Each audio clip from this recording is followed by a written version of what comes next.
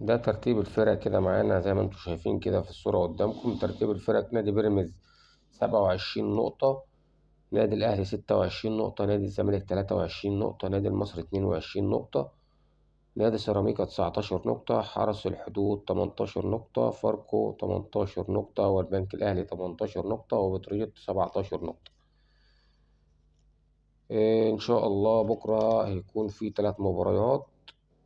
3 مباريات دول: النادي الأهلي مع حرس الحدود، ونادي الزمالك مع فاركو، وتروجيت وسموحة. النادي الأهلي عنده 26 نقطة وفارق نقطة عن نادي بيراميدز. نادي الزمالك عنده 23 نقطة، والفوز هيبقى مهم جدا جدا عشان يرجع ينافس على الدوري من تاني. اللهم صل على سيدنا النبي عليه الصلاة والسلام. ما تنسوش تعملوا اشتراك في القناة وتتابعونا إن شاء الله.